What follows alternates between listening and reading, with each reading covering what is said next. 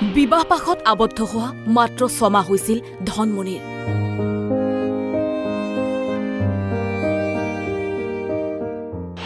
কিন্তু নিয়তিৰ নিষ্ঠুৰ পৰিহাস। ডিউটি কৰি থাকোঁতেই বাঘে টানি নিলে ধনমণিক।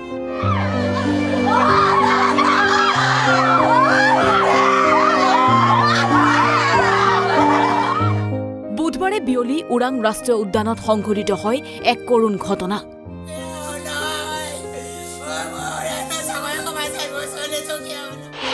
বিয়লি তেতিয়া 5:30 মান বাজিছিল। ৰাষ্ট্ৰীয় উদ্যানত টহল দিবলৈ ওলাই গৈছিল ধনমণি ডেকা আৰু শাহজুল হকে। ধনমণি ডেকা আৰু শাহজুল হক গৃহৰক্ষী বাহিনীৰ জোৱান, কিন্তু কৰ্মৰত আছিল ওৰাং ৰাষ্ট্ৰীয় উদ্যানত। ধনমণিৰ কান্ধত আছিল ৰাইফল, শাহজুলৰ হাতত আছিল খুকুৰি। আগে আগে শাহজুল, পাছে পাছে ধনমণি। সেই সময়ত প্ৰচণ্ড ঢেকীয়াপতীয়া বাঘে ডিঙিত ধৰি টানি নিয়ে ধনমণিক। ধনমণিয়ে বচা বচা বুলি চিঞৰে। বাঘৰ আক্ৰমণত ধনমণিৰ হাতৰ পৰা পৰি গৈছিল ৰাইফল। সেই ৰাইফলটোৰ কেইবাজায়ো গুলী ফুটাইছিল শাহজুলে, কিন্তু বাঘে এৰি নিদিলে ধনমণিক। কালি আবেলি আমি দুজনে ডিউটিত গৈছিলোঁ 5:30 বজাত। প্ৰত্যেকদিনে তেনেকৈ টহলদাৰী হয়, কালিও গৈছিলোঁ। যোৱাৰ পিছত মোটামুটি কেম্পৰ পৰা 500 মিটাৰমান যোৱাৰ পিছতে আমি ৰাস্তাৰে গৈ থাকোঁতে মই আগত গৈ আছোঁ, সি পিছফালে গৈ আছিলে। তাৰপিছত তাক বাঘ এটা, প্ৰকাণ্ড ঢেকীয়াপতীয়া বাঘ এটা আহি তাক ডিঙিত কামোৰ মাৰি জংঘলৰ ভিতৰলৈ লৈ যায়। তাৰ হাতত ৰাইফল আছিলে, কিন্তু মোৰ হাতত খুকুৰি আছিলে। মই একো ক'ব নোৱাৰিলোঁ, কাৰণ তাক যেতিয়া ধৰি বাঘটো তাক লৈ আছে, ডিঙিত কামোৰ মাৰি দিছে। যেতিয়া তাক চোঁচৰাই লৈ গৈছে, তাৰ ৰাইফলটো পৰি গৈছিলে। পৰি যোৱাৰ পিছত মই ৰাইফলটোৰে 4-5 জাই গুলী ফুটাইছোঁ, তথাপিতো ৰখাব নোৱাৰিলোঁ।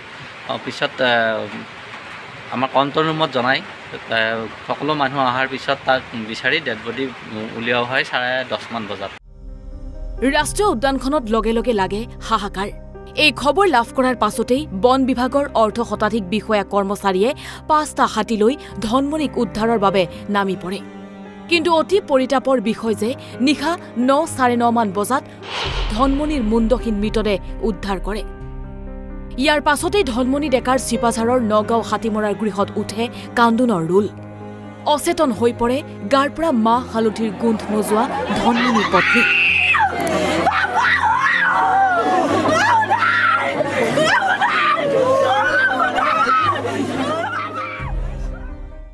মোৰ ল'ৰাটো আজি যি ধৰণে বাঘে কামুৰি মাৰিলে, বেলেগ ল'ৰাক যাতে কাকো কামুৰি মাৰিব নোৱাৰে, মোক যিয়ে নকৰক। কিন্তু এই যিটো দুখ বেদনা, এইখিনি যাতে আন ল'ৰাই কাৰো মাক দেউতাকে নাপায়, সেইখিনিৰ কাৰণে মই চৰকাৰৰ ওচৰত আহ্বান জনাইছোঁ, প্ৰত্যেককে এটা ভাল সুবিধা এটা দিয়ক। তাতে যিখিনি ল'ৰা আছে সুৰক্ষা বাহিনীৰ, সেইখিনি ল'ৰা গোটেইখিনিকে তেওঁলোকে ভাল এটা সংস্থাপন এটা দি আৰ্মছ দি বেছিকৈ ল'ৰা ৰাখি দিয়ক। কিন্তু এনেকৈ বাঘৰ হাতোৱাই কামুৰি মাৰিবৰ কাৰণে তাতে ল'ৰা থ'ব নালাগে। 2016 চনতে ব্যাঘ্ৰ প্ৰকল্প হিচাপে ঘোষিত হোৱা ওৰাং ৰাষ্ট্ৰীয় উদ্যানত আছে 26টা বাঘ। বাঘৰ ঘনত্ব হিচাপে এছিয়া মহাদেশৰ ভিতৰতে সৰ্বাধিক বাঘ থকা উদ্যান। তেনে ক্ষেত্ৰত কি পৰিস্থিতিত মাত্ৰ এটা ৰাইফল আৰু এখন খুকুৰি লৈ গৃহৰক্ষী জোৱানে উদ্যানখনত টহল দিবলগীয়া পৰিস্থিতিৰ সৃষ্টি হৈছে।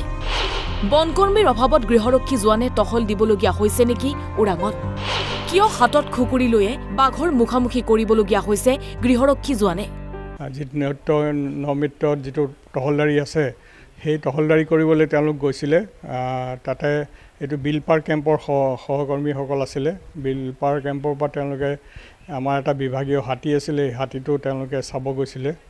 হাতীটোক পানী খুৱাব লাগে আৰু বিভিন্ন যিখিনি কাম কৰিব লগা আছিলে সেইখিনিৰ কাৰণে গৈছিলে। কিন্তু গৈ থাকোঁতে হঠাতে এটা ঢেকীয়াপতীয়া বাঘ আহি পেলাই আমাৰ এজন সহকৰ্মীক থপিয়াই লৈ যায়। তেওঁ যিহেতু সেই সময়ত 2জন কৰ্মচাৰী আছিলে, তেওঁ ৰাইফলটো তেওঁৰ হাতত আছিলে, ধনমণি ডেকাৰ হাতত।